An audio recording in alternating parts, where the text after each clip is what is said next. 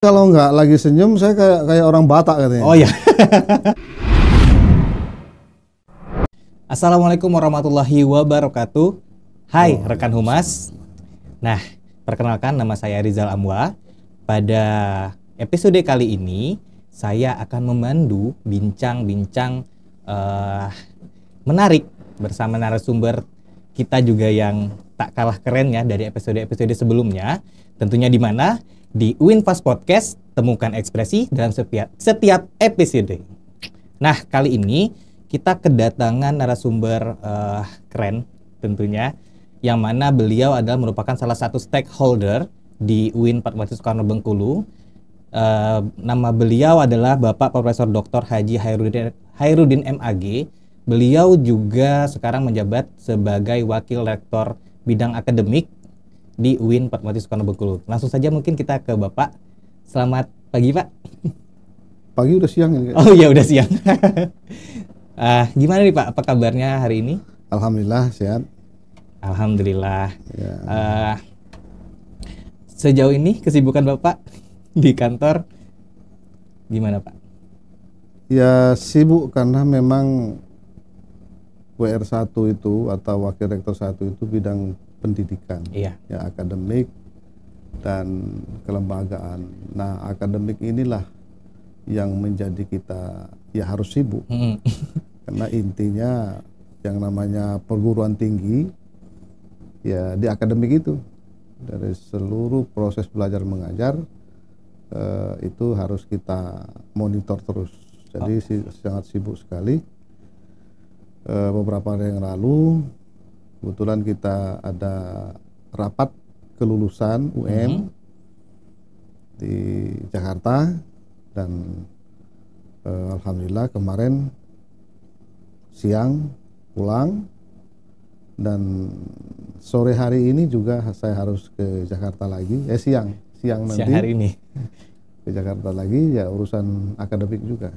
Oke, luar biasa nih rekan-rekan humas, sesibuk ini Bapak, dan kita sangat berkesan Bapak mau hadir di sini untuk berbagi informasi mengenai hal-hal akademik yang ada di UINPAS Bengkulu. Nah, sebelum kita bahas mengenai hal-hal akademik, tentunya kita mau kenal dulu nih latar belakang Bapak.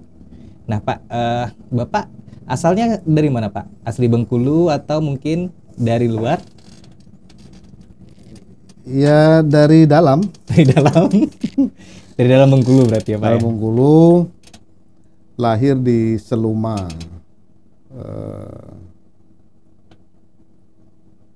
14 November 67. Saya nggak tahu lagi berapa umur saya, jadi 1967. Tapi karena lama di Jogja, akhirnya ya katanya dialek saya itu persis kayak orang Jawa. Orang Jawa. Tapi saya nggak ngerti juga. Tapi memang selama di Jogja itu kita tidak hanya belajar bahasa Jawa, tapi anggah ungguhnya istilahnya itu. Jadi budaya-budaya Jawa itu kita pelajari. Jadi mungkin itu alasannya orang bilang Pak Hairudin itu seperti orang Jawa, ngomongnya kayak orang Jawa. Karena lama di Jogja, akhirnya beradaptasi di sana dan ke bawah ya Pak. Makanya mungkin orang-orang melihat jadinya Bapak nggak ada Bengkulu-Bengkulunya nih, nggak ada seluma-selumanya nih. Pandangnya jadi, wah Bapak ini pasti orang Jawa. Ternyata enggak. Tapi kalau nggak lagi senyum, saya kayak orang Batak katanya. Oh ya. Berbagai macam pandangan berarti ya Pak, dari gestur, dari cara bicara. Jadi luar biasa. Tapi rekan humas, ternyata Bapaknya asli Bengkulu, Seluma pula. Nah Pak, untuk pendidikan sendiri, sebelum Bapak pindah ke Jogja, apakah sempat mengenyam pendidikan di Bengkulu, Pak? Iya, dulu belum ada kelas kelas apa yang percepat itu? Akselerasi.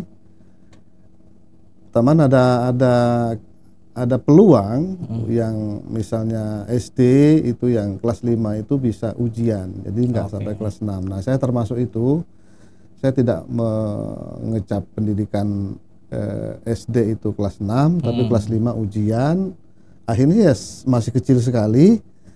Kemudian saya lanjut ke Pondok Pesantren Pancasila Bengkulu.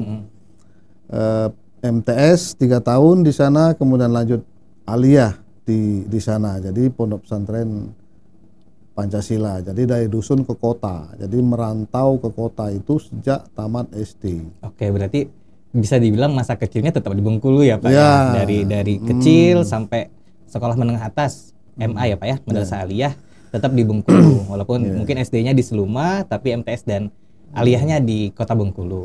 Setelah itu Pak? Ya singkat saja, nanti malah menyimpang profil saya. Nanti kita kan mau bicara tentang bicara tentang pendidikan, akademik. Saya melanjutkan ke pondok pesantren Al Munawir Kerapiak Jogja. Kemudian di pondok itu kemudian saya merangkap kuliah di UIN Sunan Kalijaga. Waktu itu masih IAIN. Ya normal. Semester 8, semester 9 itu sudah wisuda, kemudian pulang ke Bengkulu, kemudian jadi dosen di Fakultas Syariah kelas jauh waktu itu masih Palembang kan. Palembang. Terus S2-nya saya di UIN Sumatera Utara, kemudian S3-nya kembali lagi ke Jogja. Nah, jadi itu ringkasnya di situ pendidikan saya. Berarti ada di beberapa kota ya Pak ya untuk pendidikan ini. Nah Pak, seperti yang sudah saya sampaikan kepada rekan humas tadi Pak, bahwasanya Bapak sudah bergelar profesor. Nah, boleh nih Pak kita ulik sedikit aja nih Pak, untuk jabatan profesi ini, kapan Bapak mendapatkan gelar ini Pak?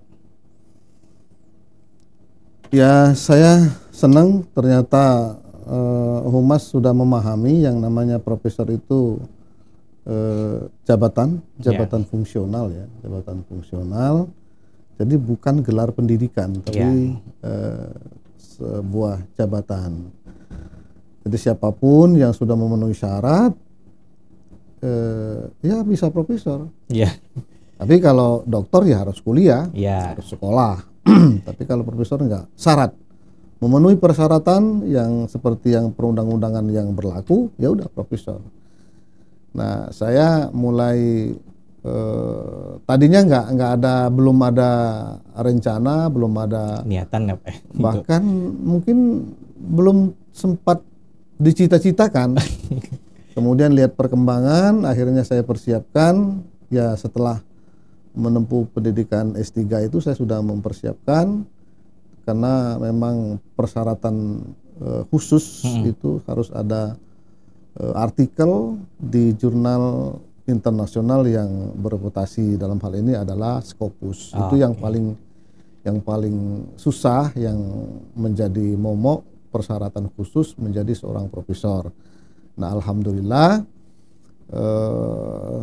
sekitar September 2022 itu sudah ada angin segar untuk artikel saya di Scopus.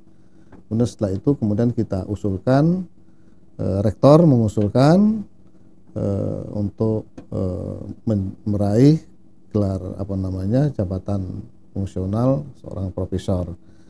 Nah, terhitung Januari 2023 saya sudah menyandang gelar profesor.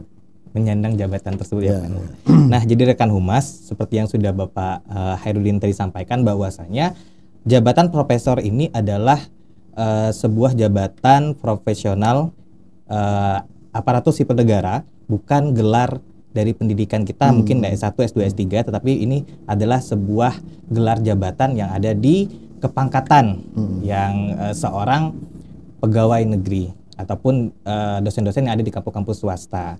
Oke Pak, baiklah. Mungkin kita tidak terlalu banyak untuk mengulik latar belakang Bapak. Kita langsung aja nih Pak mengenai akademik yang ada di UIN Fatmawati Soekarno Bengkulu. Untuk menjadi mahasiswa di UIN ini, teknisnya gimana Pak? Atau apakah kita harus ujian dulu, ataukah bisa langsung aja ke kampus memilih sendiri lokalnya atau prodinya, atau memang harus ada jalur-jalurnya tersendiri Pak? Ya, proses untuk kuliah di UIN itu sama seperti universitas-universitas yang lain, baik negeri maupun swasta. Nah, di Bengkulu sampai hari ini universitas negeri itu baru 2, yaitu yang duluan adalah Universitas Negeri Bengkulu yang kita kenal dengan UNIP. Nah, yang kemudian yang kedua adalah Universitas Islam Negeri Fatmawati Soekarno, yaitu UIN yang disingkat dengan UINFAS, ya. Universitas Islam Negeri Fatmawati Soekarno. Nah, 2 itulah universitas negeri di Bengkulu ini, karena kita dari awal itu belum ada IKIP. Kalau di provinsi-provinsi yang lain itu ada IKIP dulu. IKIP ini institusi kependidikan, institut ya Pak ya? Ya, Institut Ilmu Pendidikan. Nah, itu juga negeri. Nah, kemudian bertransformasi menjadi universitas negeri.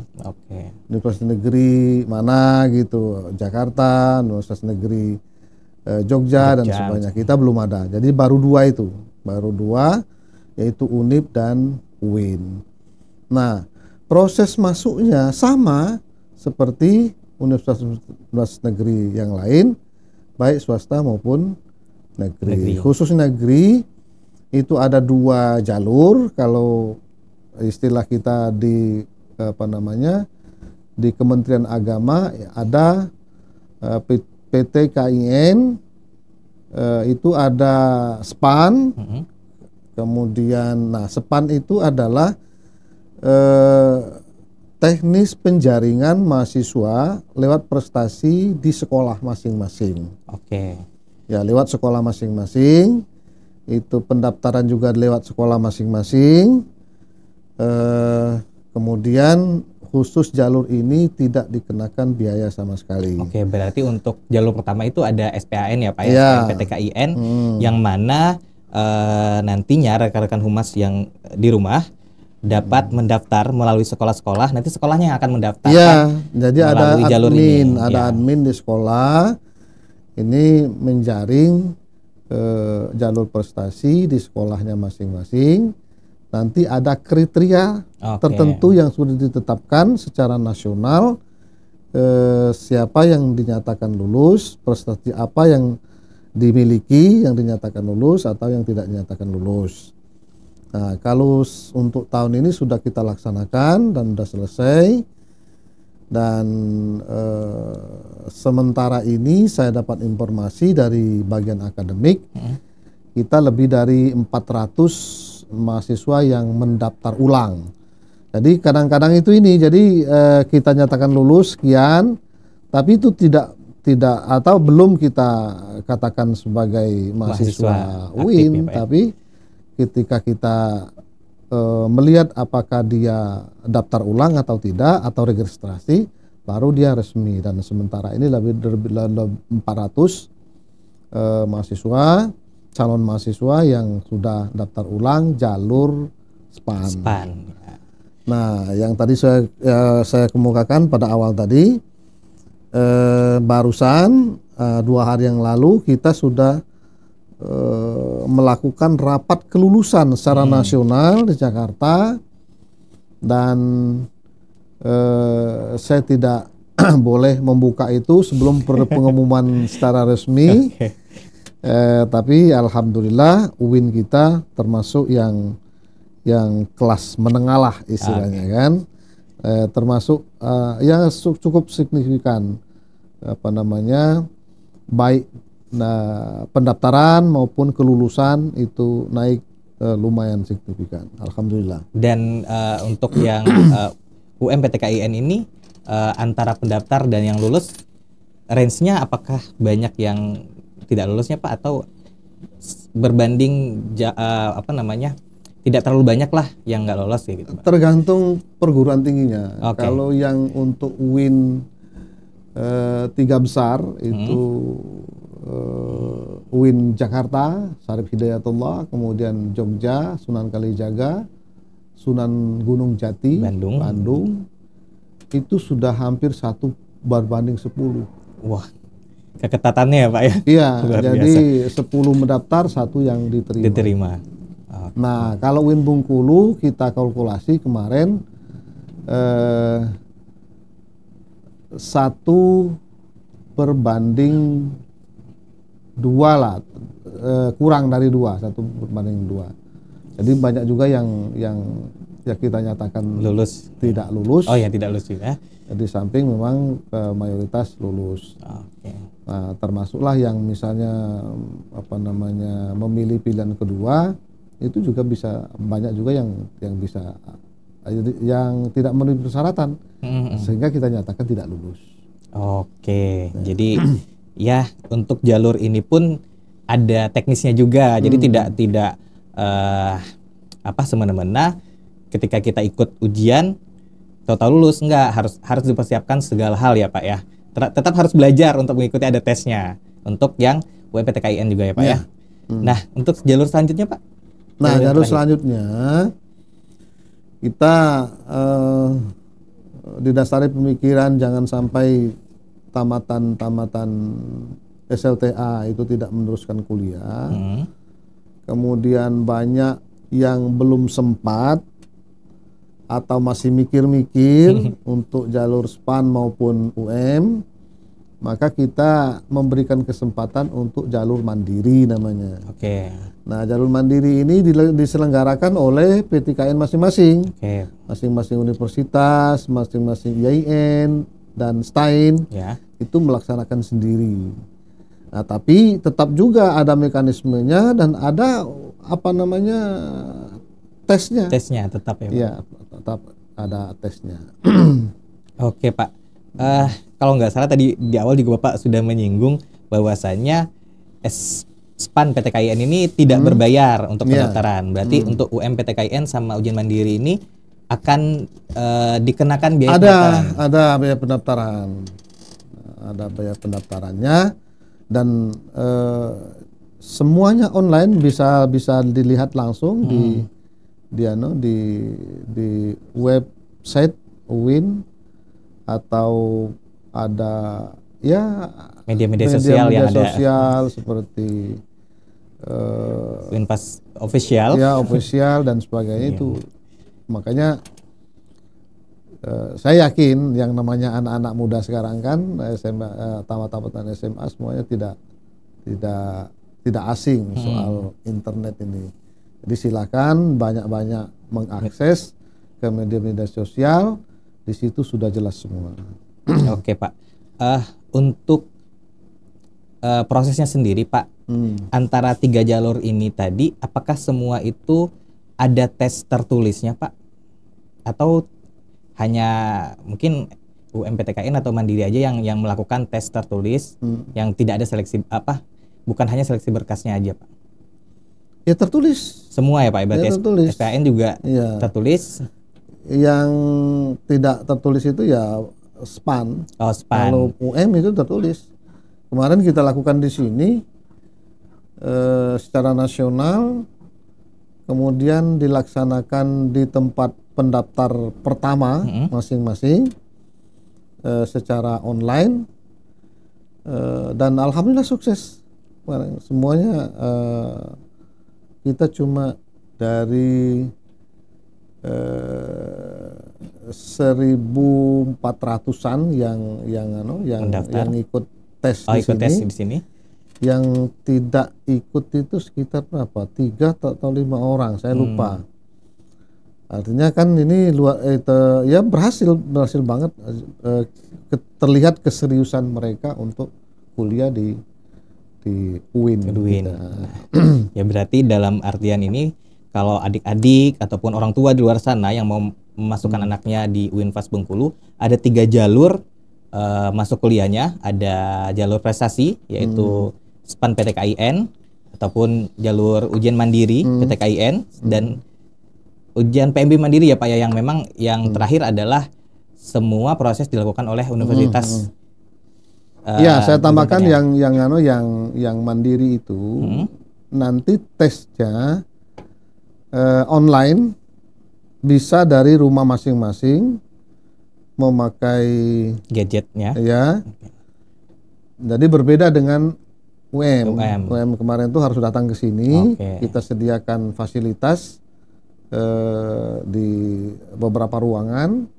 Nah, kalau nanti yang mandiri, ini insya Allah kita laksanakan online tapi di tempat masing-masing. Oke, berarti yang tidak terlalu repot ya Pak ya. Iya. Nggak harus datang ke kampus nih untuk nggak ujiannya. perlu. Jadi rekan-rekan humas sekalian di rumah boleh banget nih daftar melalui PMB Mandiri. Nanti tinggal bayar juga bisa dimanapun melalui ATM ataupun pembayaran online lainnya. Dan juga ujiannya pun ternyata bisa dari rumah, nggak harus ke kampus sini. Nah Pak, sebelum kita berbicara mengenai prodi apa saja yang bisa di-apply oleh calon-calon mahasiswa kita, saya ingin tahu nih Pak, Ya. latar belakang yang bisa masuk, latar belakang sekolah ya Pak ya, yang bisa menjadi mahasiswa UIN ini apa saja sih Pak? Ataukah harus yang berlatar belakang agama, misalkan dari aliyah, ataupun sekolah menengah kejuruan keagamaan, ataukah boleh dari umum nih Pak yang masuk ke UIN ini Pak?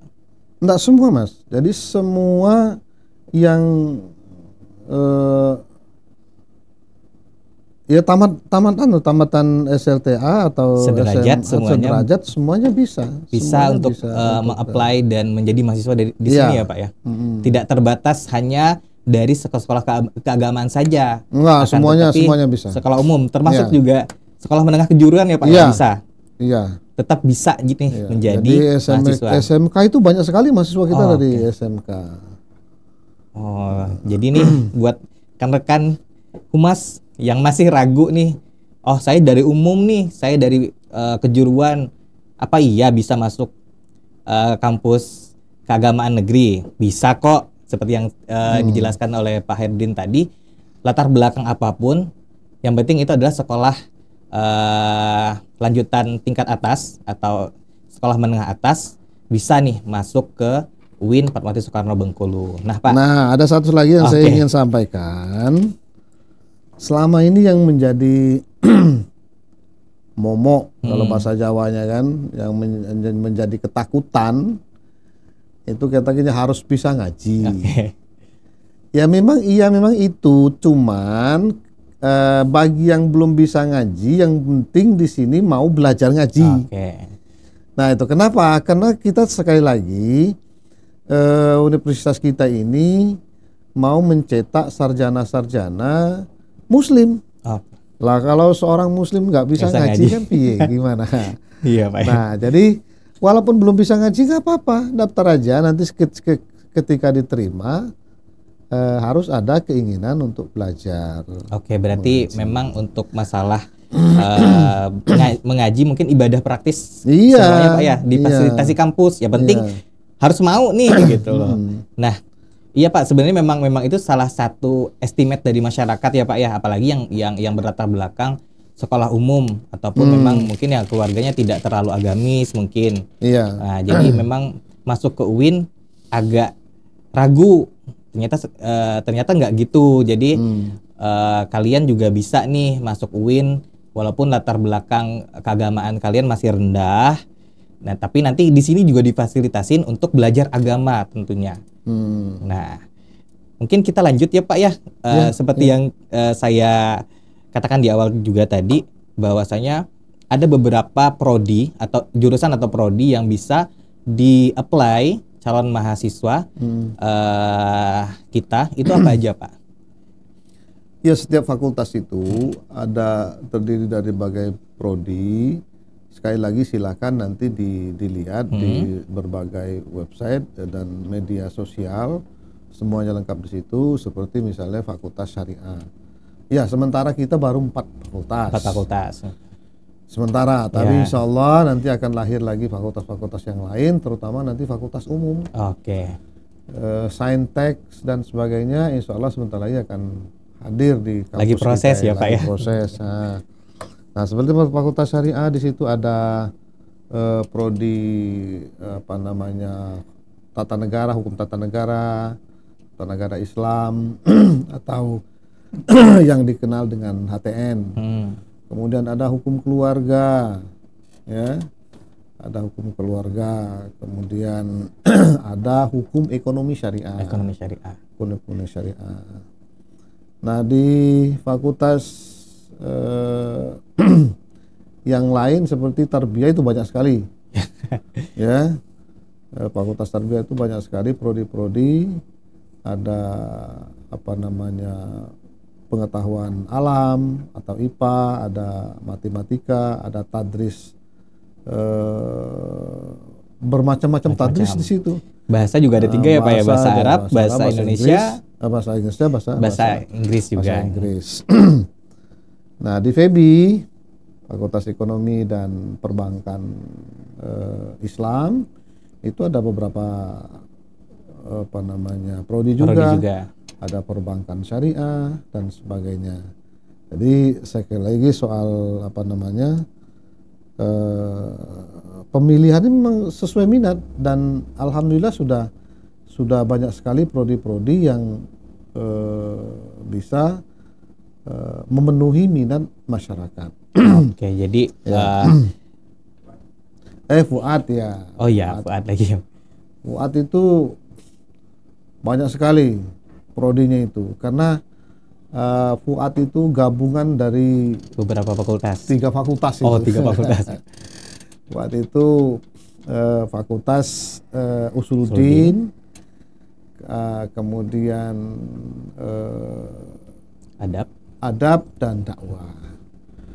Nah, di Usuluddin itu ada beberapa prodi di situ.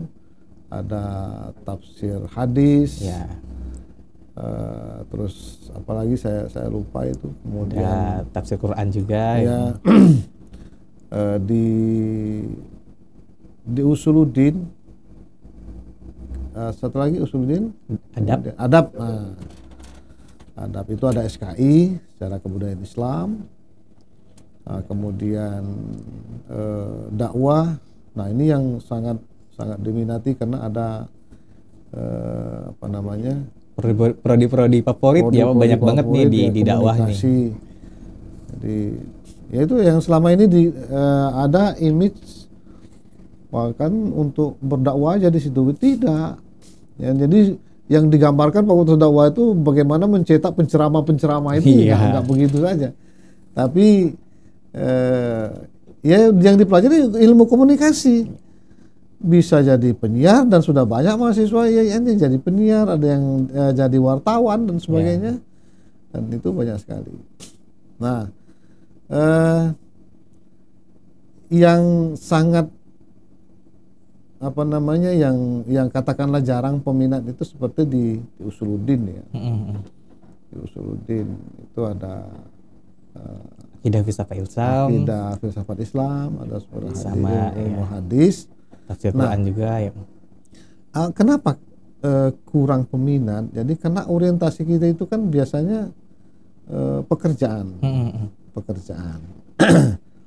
Ya, artinya mahasiswa mau jadi apa, mau kerja apa setelah menamatkan di UIN misalnya. Nah,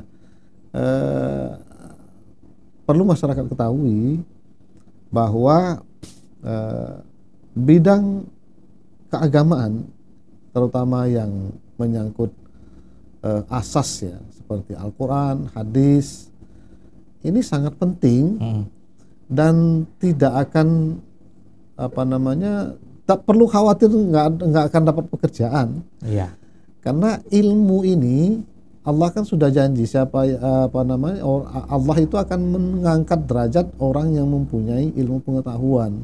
Jadi tidak perlu khawatir, dan banyak sekali yang berlatar belakang tafsir hadis, kemudian pekerjaannya apa saja bisa. Dan di samping banyak profesi-profesi yang di bidangnya, seperti jadi dosen dan sebagainya, jadi guru dan sebagainya, itu banyak sekali. Dan dari pesantren banyak sekali. Sekarang itu kan kita ngambil mahasiswa-mahasiswa dari pondok-pondok pesantren itu banyak sekali yang sebetulnya pas untuk mengambil di Usuluddin ini ya Pak ya. Berarti Gini Pak, kita tahu bahwa di masyarakat banyak banget estimate atau pandangan masyarakat bahwasanya alumni dari UIN itu paling ya kalau nggak jadi pendakwah ataupun guru agama, tapi nggak harus semuanya itu ya Pak ya. Ya, Kecuali enggak. memang dari awal niatnya nih memang mau lebih ke keagamaan. Bisa nih memilih fakultas Fuad tadi, Usuluddin dan Dakwah, khususnya di jurusan-jurusan keagamaan seperti tafsir hadis, tafsir Quran, ataupun di akidah filsafat Islam. Nantinya kedepannya juga tergantung minat dari mahasiswanya, maunya di prodi apa kayak gitu, atau prodi umum kita juga banyak ya Pak ya, prodi umum kayak HTN tadi yang Bapak sebutkan, atau yang minatnya ke ekonomi banget, ada perbankan syariah, ada ekonomi Islam, ada. Iya, sebenarnya gini, pemerintah itu melalui Kementerian Pendidikan dan Kebudayaan juga Kementerian Agama itu sudah menjawab persoalan-persoalan yang saya bicarakan tadi itu.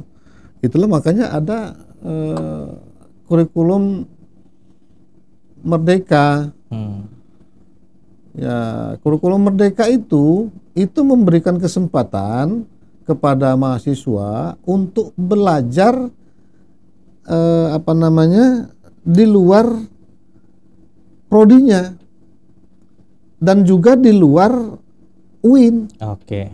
Juga di luar negara, artinya bisa kita sudah menjajaki kerjasama antar negara. Nanti bisa saja misalnya Fakultas Usuluddin itu ada beberapa mahasiswa berminat untuk belajar di Malaysia misalnya. Kan ada beberapa pelajaran yang dipilihnya. Ya, jadi bebas belajar, merdeka belajar itu seperti itu. Bukan hanya di dalam negara kita, tapi bisa kita apply ke luar negeri pun kita bisa belajar. Itu wah, itu luar biasa banget sih. Jadi nggak hanya fokus pada di tempat kita kuliah, misalkan di UIN Bengkulu, tapi juga kita bisa belajar di kampus-kampus lain ataupun perusahaan-perusahaan lain ya Pak. Iya, yang sudah menjalin kerjasama dengan kita. Oke Pak. Nah Pak, setelah tadi prodi-prodi, untuk sistem pembelajaran sendiri Pak gimana Pak? Kan kita udah tahu beberapa tahun terakhir kemarin kita ada pandemi COVID-19 yang semua harus daring. Setelah beberapa tahun ini kan sudah mereda dan sudah selesai endemi, apakah akan tetap daring ataukah luring ataukah hybrid Pak? Jadi gini, kalau ini mungkin pendapat saya pribadi ya, saya berpendapat bahwa pandemi itu betul-betul ya memang cobaan ya, ujian. Tapi hikmah di balik itu luar biasa. Hikmahnya apa? Ketika kemarin pandemi, kemudian semua yang dilakukan secara online, ini secara otomatis memberikan pelajaran kepada kita. Katakanlah tes gitu loh. Tes memang zamannya zaman internet gitu loh. Oke, udah digital ya. Iya. Jadi ketika sudah pandemi sudah biasa gitu loh. Jadi itu maka kita mengambil kebijakan tatap muka itu penting. Oke. Cuman ketika tidak memungkinkan tatap muka, maka kita masih memberi peluang untuk dan harus diberi peluang gitu loh untuk dilakukan pembelajaran secara online. Oke. Tapi secara keseluruhan kita sudah memakai tatap muka langsung, dan ini memang penting banget. Jadi nggak mungkin lah menghilangkan satu sistem itu ya Pak. Komunikasi langsung antar dosen dengan mahasiswa itu sangat penting. Oleh karena itu kita memakai sistem tatap muka penuh. Nah, tapi tidak menutup kemungkinan jika ada hal-hal yang memerlukan misalnya kita kuliah jarak jauh dan sebagainya, memakai fasilitas internet, itu kita masih memungkinkan. Oke, berarti bisa dibilang ini sistem pembelajaran di UIN bisa dibilang hybrid, tapi pada umumnya tatap muka ya Pak ya. Nah, Pak, untuk fasilitas sendiri nih Pak, apa aja sih fasilitas yang diberikan oleh kampus ketika mahasiswanya berkuliah di sini Pak? Mungkin misalkan kita ada perpustakaan atau ada apa lagi gitu? Ya, perpustakaan kita itu terbesar di Sumatera. Jadi bukan hanya gedungnya yang besar, tapi fasilitas referensinya itu sudah memadai, dan tidak hanya langsung kita lihat buku dan sebagainya. Sudah banyak sekali buku-buku yang bisa diakses melalui internet digital. Buku-buku digital sudah banyak sekali. Jadi berbagai macam fasilitas di perpustakaan itu sudah sangat memadai. Itu perpustakaan.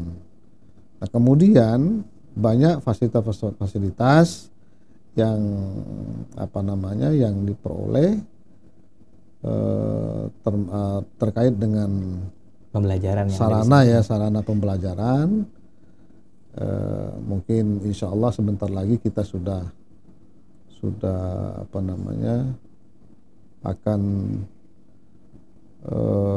punya area student center ya. Student center iya, cuman yang internet begitu sampai masuk kita dapat atau wifi. Ya, jadi area wifi. Nanti insya Allah sebentar lagi mahasiswa UIN itu begitu masuk kampus dia sudah terhubung dengan wifi. Jadi langsung masuk passwordnya biasanya NIM masing-masing. Oke, berarti luar biasa nih kampus memfasilitasi mahasiswa untuk mengakses internet secara gratis di kampus ya di Pak. Kampus. Begitu masuk area kampus, saya membayangkan sebentar lagi, dan ini karena tanggung jawab saya sebagai bidang akademik, ya sebentar lagi saya ingin mahasiswa itu ada ketergantungan di kampus. Jadi enak di kampus itu enak. Apalagi lingkungan kita luar biasa. Di bawah sawit kita bisa belajar internet. Ya. Di sudut-sudut masjid itu pasti ramai nanti itu orang diskusi maupun kegiatan-kegiatan lain. Jadi seperti itu. Kita selalu meningkatkan, dan memang kebetulan kita memang masih baru ya. Jadi pelan-pelan, tapi insya Allah dalam waktu yang tidak lama kita akan selevel lah untuk perguruan-perguruan tinggi yang Islam lainnya, khususnya yang sudah bagus-bagus selama ini. Berarti UINFAS sendiri nih rekan-rekan Humas akan terus berproses untuk memberikan pelayanan-pelayanan yang terbaik, baik itu dari SDM maupun dari sarana prasarananya. Dan ada salah satu juga nih Pak dari fasilitas yang diberikan UIN, yaitu bantuan mungkin bantuan dalam pemberian bantuan keuangan atau bisa disebut beasiswa. Apa aja nih Pak yang bisa didapatkan? Sesuai dengan kebijakan pemerintah secara nasional ya, pemerintah pusat, bahwa kita memang harus bagaimana di bidang pendidikan ini betul-betul diperhatikan.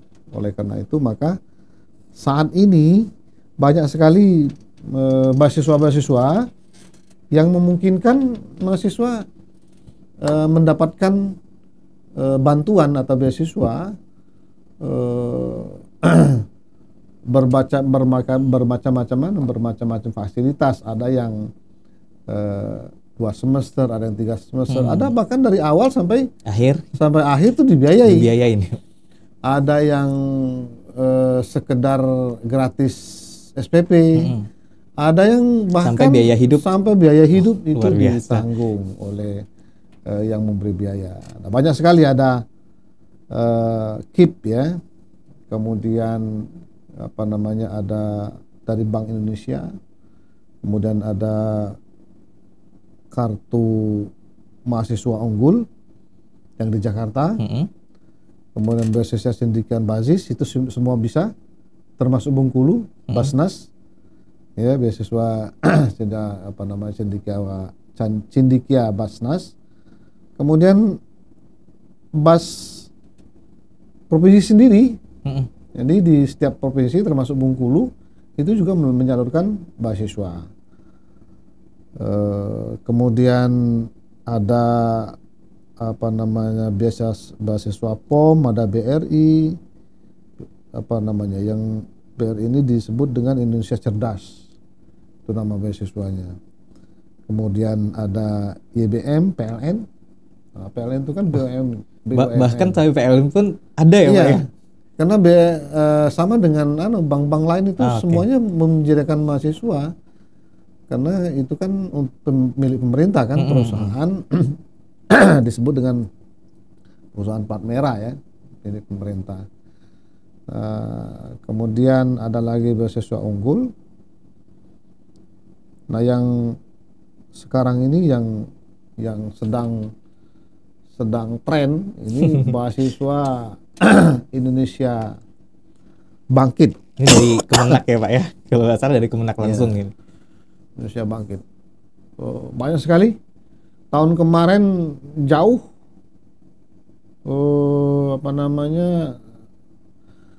belum ada yang memenuhi kuota. Jadi kuotanya itu masih jauh sekali. Oke. Nah, itu oleh karena itu maka saya menghimbau kepada mahasiswa yang khususnya yang sudah diterima, ya jangan ketinggalan informasi. Oke. Terus mengakses ya internet atau fasilitas-fasilitas yang lain, media-media sosial itu jangan hanya digunakan untuk main-main aja. Tapi akses-akses yang sangat penting seperti ini. Jadi jangan sampai ketinggalan informasi mengenai hal yang kayak gini ya, Pak ya. Ini sangat penting banget. Karena BIB itu ketika diluncurkan tahun kemarin itu banyak sekali kekurangan. Jadi tidak memenuhi kuota. Oke. Iya. Duh, ini disayangkan banget ya, Pak ya. Sayang harusnya banget. Peluangnya gede banget, tapi yang apply sangat sedikit. Iya. Oke, Pak. Jadi ada beberapa memang bantuan-bantuan pembiayaan dari pihak luar ataupun biaya dari Kemenak sendiri ya, Pak ya, untuk itu. Nah, apalagi yang diragukan untuk menjadi mahasiswa di UINFAS dengan berbagai macam fasilitas dari sarana SDM. Kita dosen-dosen juga luar biasa, Pak ya, banyak yang magister dan doktoral juga, baik tamatan dalam negeri maupun luar negeri, dan fasilitas yang nggak kalah hebatnya ada beasiswa nih yang bisa teman-teman apply, mau baik itu beasiswa prestasi ataupun beasiswa tidak mampu ya, Pak ya. Nah, Pak, kayaknya satu lagi sedikit saya mau sampaikan bahwa dari aspek